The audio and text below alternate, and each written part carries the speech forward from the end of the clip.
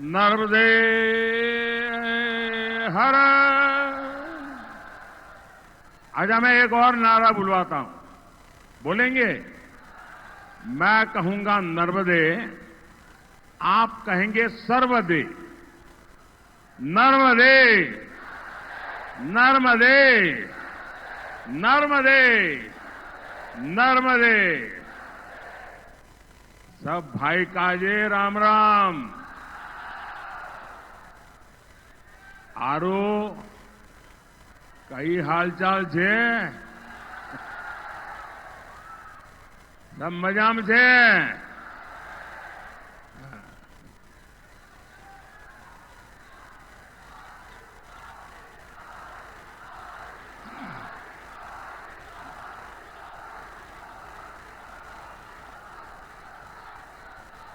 आज देश में तीसरे चरण का मतदान चल रहा है और मैं भी सुबह सुबह जल्दी वोट देकर के यहां आया हूं। आज मेरा वोट था। तो लोकतंत्र में एक नागरिक के नाते मेरा जो कर्तव्य है उसको निभाया है। और मुझे अभी हमारे साथी बता रहे थे कि 2 घंटे में काफी अच्छा पोलिंग हो रहा है। मेरा सभी मतदाताओं से आज देश भर में जहां जहां चुनाव चल रहा है, सबसे विनम्र अनुरोध है। गर्मी है, लेकिन फिर भी ये लोकतंत्र का पर्व हमने अछूत नहीं रहना चाहिए। बड़े उत्साह उमंग के साथ, परिवार के साथ, गाजे बाजे के साथ मतदान करने के लिए जाना चाहिए। भारी संख्या में मतदान करना चाहिए। साथियों, इस पुण्य भूमि पर मैं ओमकारेश्वर महादेव और माता अहल्या की नगरी को सर झुका करके प्रणाम करता हूं। इस क्षेत्र में आना किसी सौभाग्य से कम नहीं है। मैं प्रधानमंत्री के नाते नहीं, लेकिन सालों तक भाजपा संगठन का कार्यकर्ता रहा हूं, तो उसके अनुभव के आधार पर मैं कहना चाहता हूं कि कितना ही उमंग उत्साह क्यों न हो, लेकिन जब मैं संगठन का काम करता था और हिंदुस्तान के करीब करीब सभी राज्यों में मुझे काम करने का अवसर मिला है, मध्य प्रदेश में तो बहुत दिन काम किया है, लेकिन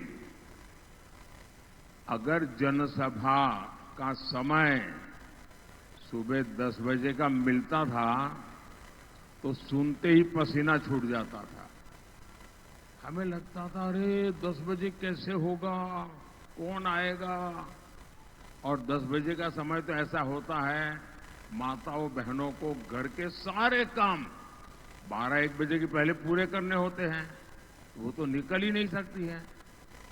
तो मैंने लंबे अरसे तक संगठन का काम किया है और मैं जानता हूं कि सुबह 10 बजे कार्यक्रम करना यानी लोहे के चने चबाने का काम होता है। लेकिन मैं आपको 100 सलाम करता हूं जी। ये इतना बड़ा रैली और सुबह और इतनी बड़ी तादाद में माताओं बहनों का आना, भाई गजब कर दी। मैं सच बता दूं, मैं संगठन का काम करता, मैं कहता 10 बजे बंद हो भाई, 2 बजे के बाद दीजिए। मैं पूरी पार्टी के सभी साथियों को जितनी बधाई दूं कम है जी। और सभी नागरिकों को भी आपका इतना प्यार, इतना आशीर्वाद शायद ही पता नहीं किस जन्म में क्या पुण्य किया होगा, इतने आशीर्वाद। साथियों, मैं आज आपसे विकसित भारत के संकल्प के लिए आशीर्वाद मांगने के लिए आया हूं। और हम जो नर्मदा के तट पर रहते हैं ना, वो तो दिन में कितने ही लोग मांगने के लिए निकलते हैं, लेकिन किसी को भी निराश नहीं करते हैं। ये माता नर्मदा की कृपा है, सदियों से क्रम चला है। कभी भी नर्मदा तट पर रहने वाला मांगने वाले को निराश नहीं करता है जी। और मैं आज आपसे मांगने आया हूं। आपको याद होगा, मैंने लाल किले से कहा था, सबका प्रयास। याद है ना? देश सबके प्रयास से, सबके परिश्रम से ही आगे बढ़ेगा। अगर आज देश चल पड़ा है, आगे बढ़ रहा है, तो ये आप सबके प्रयास से, देशवासियों के प्रयास से हुआ है। यहां इस रैली में आए हुए आप सभी को भी मैं देश को आगे बढ़ाने में आपके अमूल्य योगदान के लिए बहुत बहुत आभार भी व्यक्त करता हूं, बहुत बहुत बधाई भी देता हूं। गांव में, शहर में आप जो दिन रात मेहनत करते हैं, जो पसीना बहाते हैं, वही देश की ऊर्जा बढ़ाता है। और जब इसे आपके एक वोट की ताकत मिल जाती है, तो कायाकल्प होने लगता है। साथियों, आपके एक वोट ने भारत को 5वीं बड़ी आर्थिक ताकत बनाया। आपके एक वोट ने दुनिया में भारत का दबदबा बढ़ाया। आपके एक वोट ने 70 साल बाद आर्टिकल 370 हटाया। आपके एक वोट ने एक आदिवासी बेटी को राष्ट्रपति बनाया। आपके एक वोट ने महिलाओं को आरक्षण का उनका हक दिलवाया। आपके एक वोट ने भ्रष्टाचारियों को जेल भिजवाया। आपके एक वोट ने मुफ्त राशन, मुफ्त इलाज की गारंटी दी। आपके एक वोट ने युवाओं के भविष्य को संवार दिया, अपार अवसर खड़े कर दिए। आपके एक वोट ने 25 करोड़ लोगों को गरीबी से बाहर निकाल दिया। और आपके वोट की ताकत देखिए। आपके एक वोट ने किसकी 500 साल की प्रतीक्षा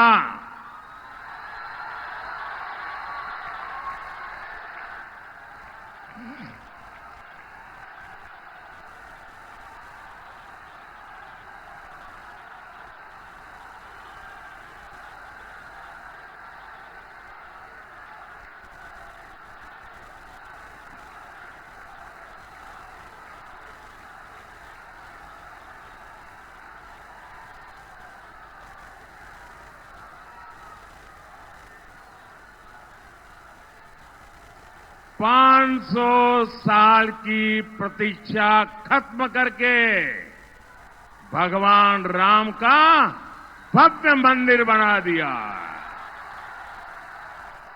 तो बोलिए जय श्री राम, जय जय श्री राम। और साथियों, ये तो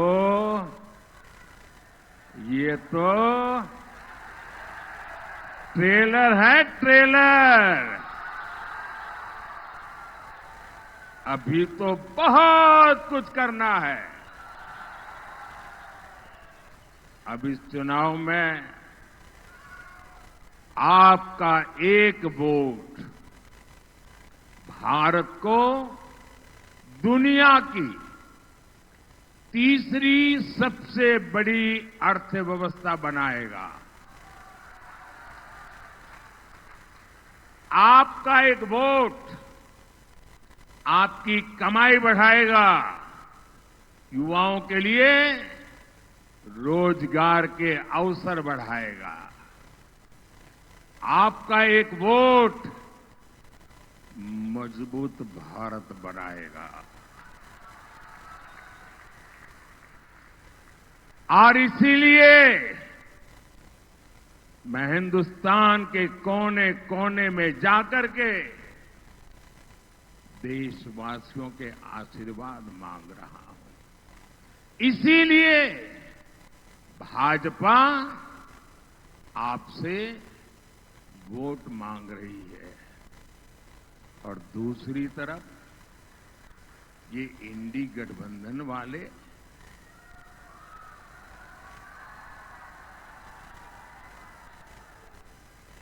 किसके लिए चुनाव लड़ रहे थे?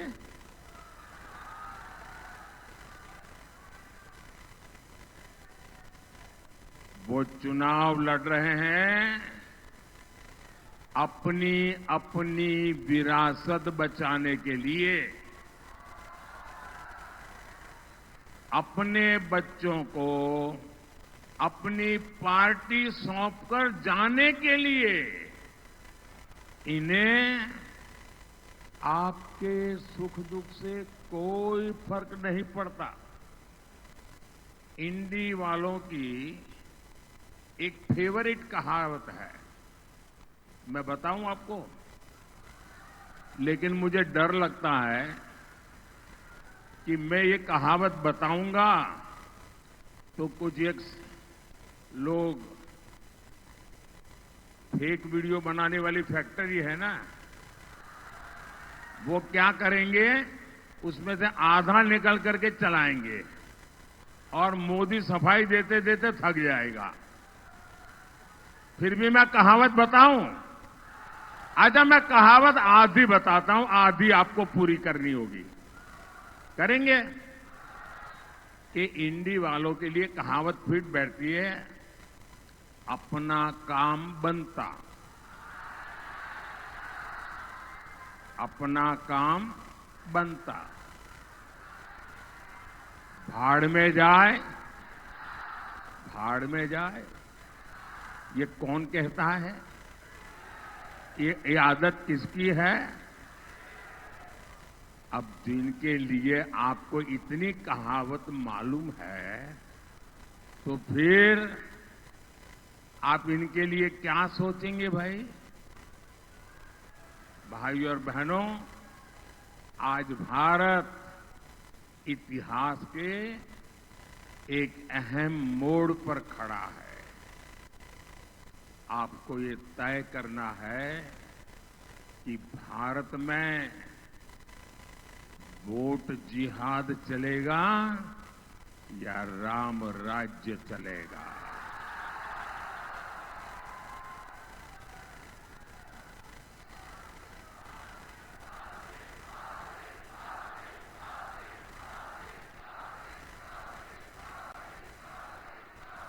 देखिए, वो प्यारी प्यारी गुड़िया वहां से हाथ ऊपर कर रही है, शाबाश।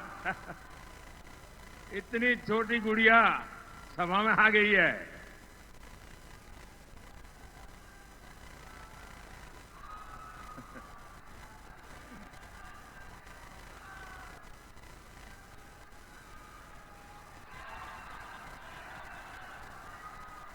देखिए ये 2047 का वोटर है। वो अभी से 2047 की तैयारी कर रही है।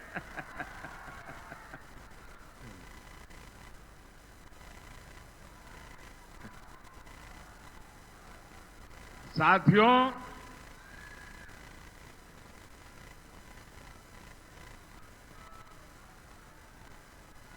पाकिस्तान में आतंकी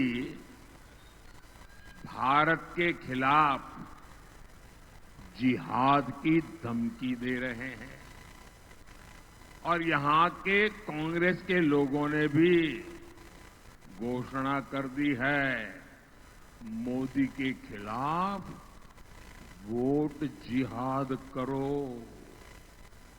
यानी मोदी के खिलाफ एक खास धर्म के लोगों को एकजुट होकर वोट करने को कहा जा रहा है। सोचिए कांग्रेस किस स्तर पर उतर आई है। हताशा, निराशा ने कांग्रेस को कहां ले जाकर के पटका है। आपको एक सवाल मैं पूछता हूं, जवाब देंगे? जरूर देंगे। आवाज इधर से आती है, उधर से नहीं आती है। ये मीडिया वालों को छोड़कर के सारे लोगों ने आवाज देनी चाहिए। इनको परेशान नहीं करना चाहिए। आप मुझे बताइए, क्या वोट जिहाद आपको मंजूर है? क्या लोकतंत्र में ये बात चल सकती है? क्या भारत का संविधान ऐसी जिहाद के लिए अनुमति देता है? साथियों, कांग्रेस के इरादे कितने भयानक है, जी उनकी साजिशें कितनी खतरनाक है, ये समझना हो तो आपको उन लोगों की बातें सुननी होगी जो 20, 25 यानी 20, 25 साल कांग्रेस में रहे हैं। 20, 25 साल जो कांग्रेस के कार्यकर्ता रहे हैं, नेता रहे हैं, और ये लोग अब धमाधम कांग्रेस छोड़ रहे हैं।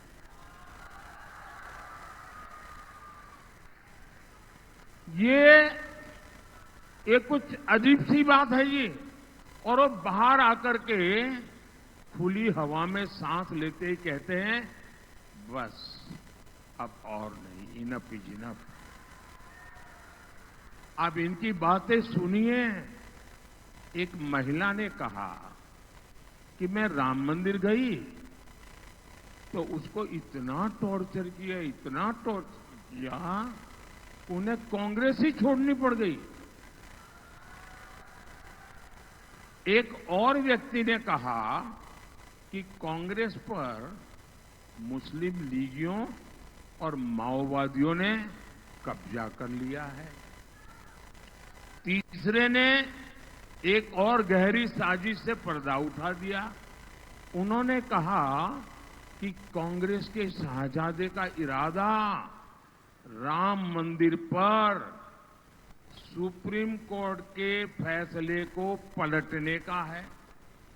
जैसे शहजादे जी ने, पिताजी ने शहबानो केस में सुप्रीम कोर्ट का फैसला पलटा था, वैसे ही कांग्रेस राम मंदिर का फैसला पलटने के लिए सोच रही है। चौथे व्यक्ति ने तो ये भी सनसनीखेज खुलासा किया है, कहा कि ये लोग पिछले 2 साल से एक बड़ी साजिश में जुटे हैं। ये जो कांग्रेस से निकल के आए बोले, मैं इन्हीं की बात बता रहा हूं जी।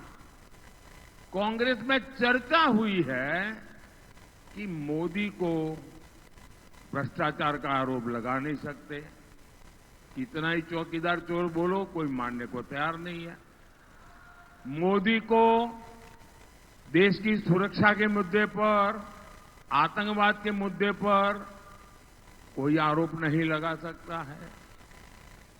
विदेश नीति की सफलता को देखते हुए उस पर भी बोलती बंद हो जाती है और कहते हैं कि जब कोई मुद्दा ही नहीं बचा है, हर मुद्दा मोदी के पक्ष में है, तो मोदी को हराना बड़ा मुश्किल है।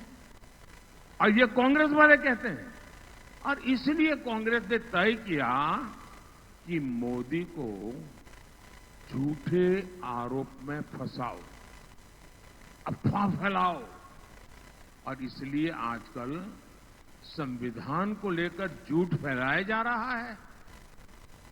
इसलिए लोग देश में आग लगाने की बातें कर रहे हैं।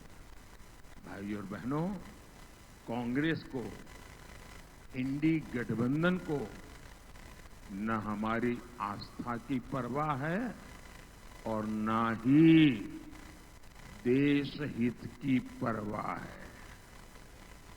राष्ट्र विरोधी बातें करने में तो कांग्रेस के लोगों में होड़ लगी है, होड़। वोट के हर चरण के बाद कांग्रेस का पाकिस्तान प्यार चरम पर पहुंच रहा है। इन लोगों के बयान हैरान करने वाले हैं। कांग्रेस के एक पूर्व सीएम ने कहा कि हमारी सेना आतंकी हमले करती है, पाकिस्तान तो निर्दोष है।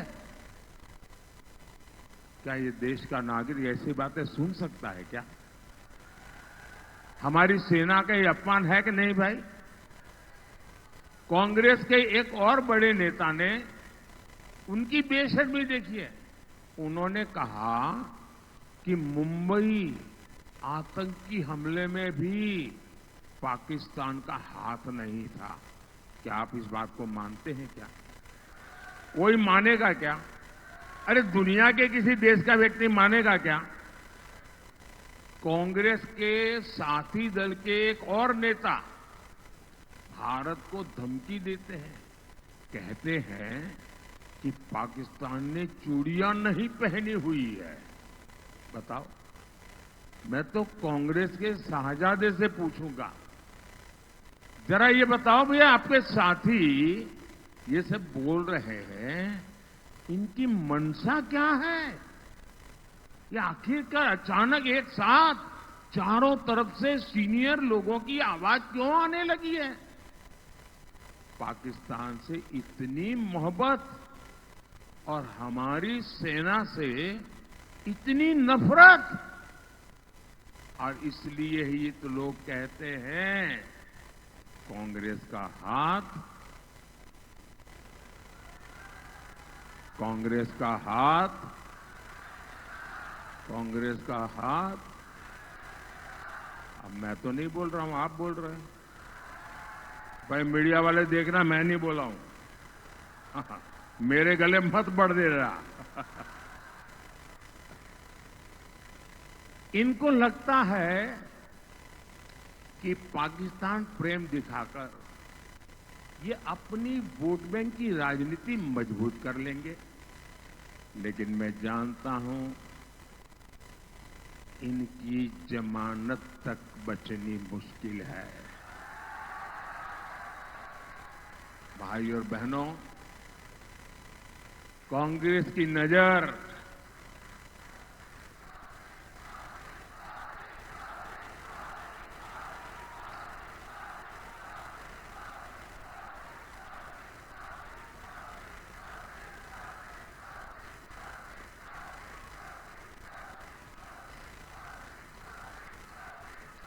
कांग्रेस की नजर आपकी कमाई और आपके आरक्षण पर पड़ी है।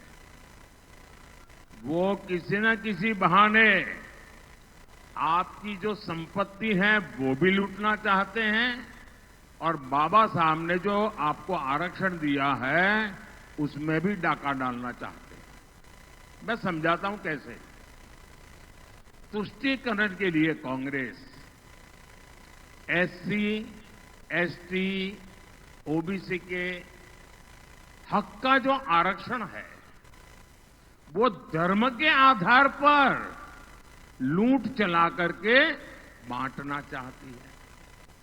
अब ये कोई हवाबाजी नहीं, उन्होंने किया है। कर्नाटका में उनकी सरकार है कांग्रेस की। कर्नाटका में क्या किया? उन्होंने रातों रात एक हुक्म निकाला, फतवा निकाला, सरकारी हुक्म, और रातों रात थप्पे मार करके बना दिया। क्या? उन्होंने ऐसा कानून बनाया कि कर्नाटका में जितने भी मुसलमान हैं, हर बस मुसलमान होना चाहिए, उसको रातों रात ओबीसी घोषित कर दिया, ओबीसी बना दिया। अब इसका मतलब क्या हुआ कि जो ओबीसी को आरक्षण मिलता था 27%, ये रातों रात ओबीसी बन गए, तो उन्होंने ऐसा डाका डाला, ऐसा डाका डाला कि जो पहले से जो ओबीसी है उनके नसीब में था वो भी आधे से कम हो गया। ये ओबीसी जो बने हुए थे उनमें से लूट चला ली। अब इसी मॉडल को वो पूरे देश में लागू करना चाहते हैं। आप मुझे बताइए, क्या आप आपके आरक्षण पर डाका डालने देंगे? ये चोरी करने देंगे? क्या ये बाबा साहब आंबेडकर की पीठ में छुरा भोंकने वाली बात है कि नहीं है? ये हमारे संविधान का अपमान है कि नहीं है? यही नहीं, ये शाहजादे तो साहब ऐसी चीज लेके आए हैं, दुनिया में कोई डेवलपिंग कंट्री सोच ही नहीं सकता है। वो कहते हैं आपकी संपत्ति का एक्सरे करेंगे, एक्सरे। और मैं आपको बताता हूं, मैंने इस कांग्रेस के सबका एक्सरे करके रखा हुआ है, लेकिन मैंने उनके दिमाग का एक्सरे किया है। ये क्या सोचते हैं तो क्या करेंगे, मेरे एक्सरे में साफ दिखता है। इनका एक्सरे क्या है? वो आपके लॉकर का एक्सरे करेंगे, आपके बैंक के खाते का एक्सरे करेंगे, आपके घर में गहने कितने हैं, सोना कितना है, चांदी कितनी है, आपके यहां बहू शादी करके आई तो क्या लेकर के आई थी, आपकी पत्नी शादी में क्या लेकर के आई थी, आपके घर कितने, खेत कितने, इन सारों का वो सर्वे करेंगे।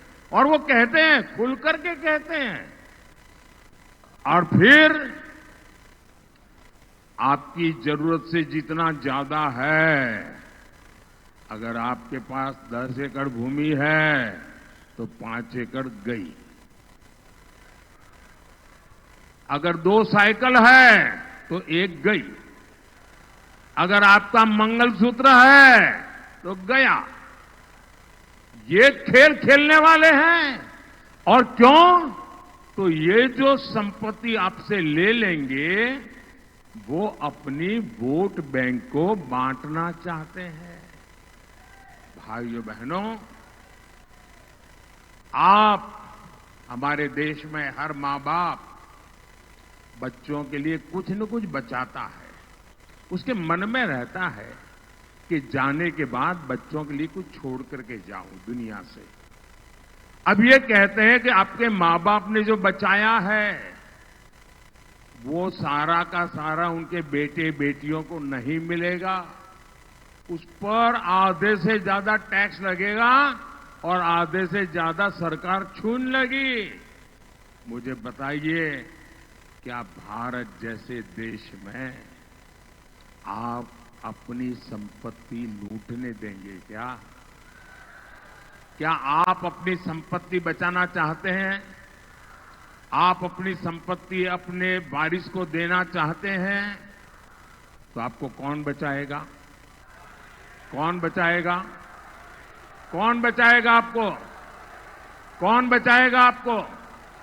कौन बचाएगा आपको? मोदी नहीं, आपका एक वोट बचाएगा, आपका एक वोट बचाएगा। आप मोदी को वोट देकर के मजबूत बनाइए, मोदी आपके लिए लड़ता रहेगा।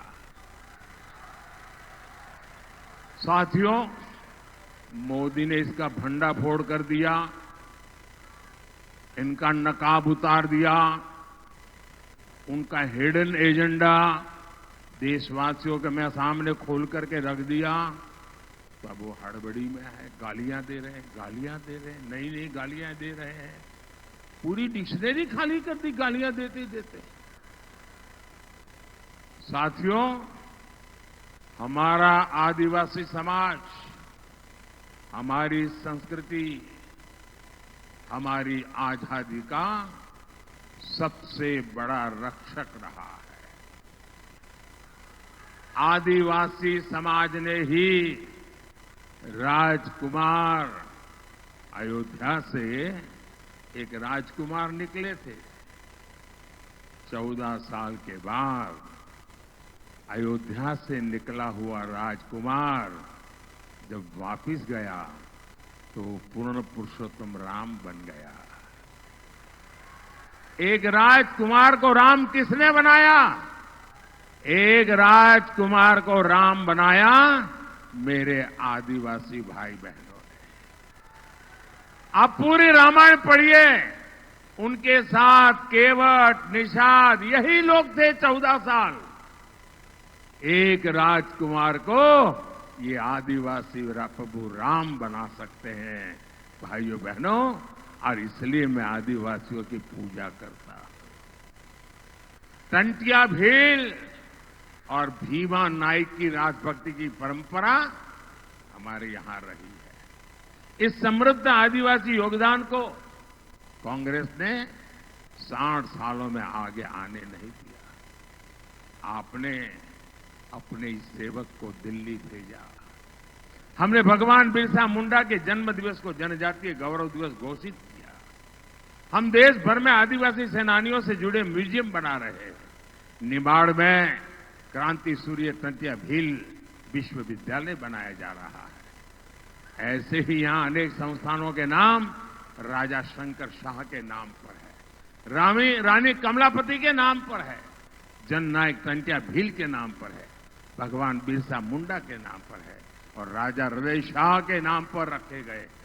साथियों, भाजपा हर घर और हर खेत तक पानी पहुंचाने के लिए प्रतिबद्ध है। खरगोन में जिरन्या उद्वहन सिंचाई योजना पर काम चल रहा है।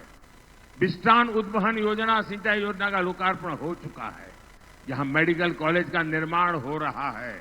मैं जानता हूं आदिवासी बेटे बेटी का सामर्थ्य जितना ज्यादा होता है, इसलिए भाजपा आदिवासी क्षेत्र में एकलव्य विद्यालय बनाने पर बहुत बल दे रही है।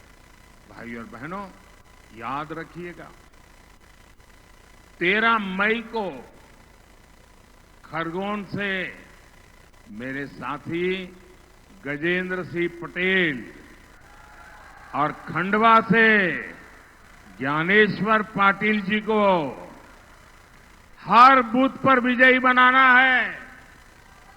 बनाएंगे, ज्यादा से ज्यादा मतदान कराएंगे। मतदान करने के लिए एक उत्सव की तरह थाली बजाते बजाते मतदान मथक जाएंगे। अच्छा, मेरा एक काम करेंगे? कमाल हो यार, इन लोगों के लिए कहता हूं तो बड़े उत्साह से बोल रहे हो, मेरे लिए कहता हूं तो बोलते ही नहीं। अब तो जरा सबके सब हाथ ऊपर करके बताइए, मेरा एक काम करेंगे? पक्का करेंगे? अच्छा, देखिए, घर घर जाइए, ज्यादा से ज्यादा घरों में जाइए, ज्यादा से ज्यादा लोगों को मिलिए और कहिएगा कि मोदी जी आए थे, मोदी जी ने आपको जय श्री राम कहा है। मेरा जय श्री राम पहुंचा देंगे। हर परिवार में मेरा जय श्री राम पहुंचाएंगे, बिना भूले पहुंचाएंगे। बोलिए भारत माता की, भारत माता की। बहुत बहुत धन्यवाद। माननीय प्रधानमंत्री जी मोदी जी का बहुत बहुत धन्यवाद। नरेंद्र मोदी जिंदाबाद। नरेंद्र मोदी जिंदाबाद। हर हर मोदी, हर हर मोदी।